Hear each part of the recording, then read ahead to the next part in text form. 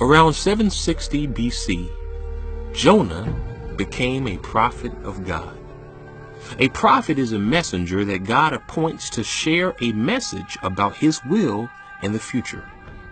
And so the story begins with God calling Jonah to deliver a message to the sinful city of Nineveh.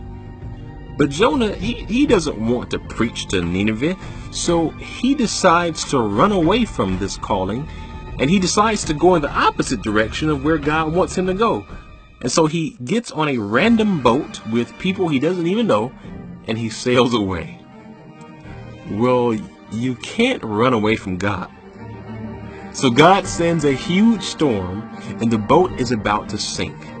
The passengers, who happen to be very superstitious, they realize that Jonah is the reason that this storm came. And so they ask Jonah, how can they be saved? And Jonah says that if he sacrifices himself and is thrown overboard, that they will be saved. So Jonah lets them throw him overboard, and then Jonah begins to embrace death. But again, you cannot run away from God's will. So out of nowhere, a big fish, some sort of whale we presume, swallows Jonah. And Jonah is in the whale for 3 days. After that, God makes the whale spit Jonah out, and he ends up on land. And at this point, Jonah agrees to deliver God's message to the city of Nineveh. So Jonah approaches the city, and he gives this message to them. Repent, or your city will be destroyed in 40 days. Your city will be destroyed in 40 days. Now follow me here. This is all symbolic. Everything that is written here is with purpose, and especially the numbers.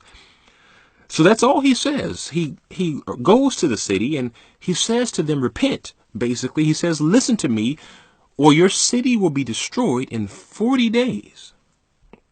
Now, the amazing thing is, as soon as he says that, all of the people in the city, even the king, they immediately believe him. They really don't even ask any questions. They just stop doing evil, and they even went on a fast to Jonah's God. So they just, as soon as he said that, they decided, okay, we'll listen to what you have to say. And because they repented and listened to Jonah's message, God's prophet, their city was not destroyed in 40 days. Now, let's see how this all ties to Jesus and provides evidence of who he is. Okay. All throughout the Old Testament, these stories prophetically point to the coming Messiah, and Jesus wanted those that he spoke to understand that. In the last video, we saw how Jesus told the people that everything written about him through Moses must be fulfilled. Well, here, Jesus is about to let his audience know that not only is he within the story of Moses, but he is also within the story of Jonah. Now, when Jesus was teaching the crowds, many people believed in him, but many of them, especially the Jewish religious leaders, the Pharisees, did not believe in him. In fact, many of them criticized him and demanded that he perform miracles to prove who he was. And so in Matthew chapter 12, Jesus is going to give them an example of how Jonah prophetically foreshadows who he is. So here, the crowds and the Jewish leaders were coming to him, and they were demanding that he perform signs to prove who he is. And Jesus says this to them in Matthew chapter 12, verse 39. He answered, "A wicked and adulterous generation asks for a sign, but none will be given it except the sign of the prophet Jonah." And here it is.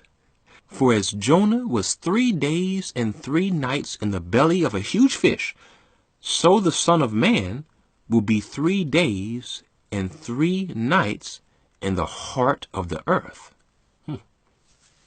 So basically, he says to them that just like how Jonah sacrificed himself and then went inside of a whale for 3 days, I will sacrifice myself for the world and will be inside of Hades, the heart of the earth, for 3 days.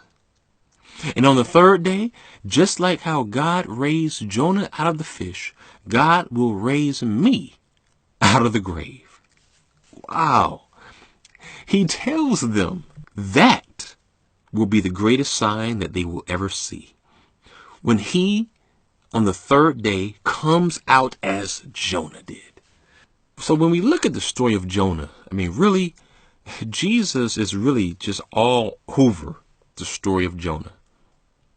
Remember how Jonah sacrificed his life to save the people on the boat from the storm? Well, that's an obvious foreshadow of what Jesus would do for the world. He would sacrifice himself, and then after that, he would be in the grave for 3 days, just like Jonah was then in the whale for 3 days. That's clear. But check this out. Notice what it says in Jonah chapter 1, verse 14. The people who were about to kill Jonah and throw him over the ship, notice what they said when they prayed to God. They said, "Please, Lord, do not let us die for taking this man's life. Do not hold us accountable for killing an innocent man. For you, Lord, have done as you pleased."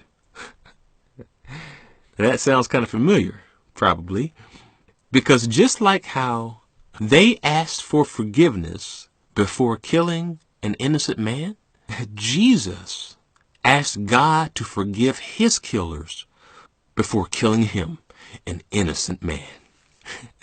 As he said, "Forgive them, for they know not what they do." Now, let's get even deeper.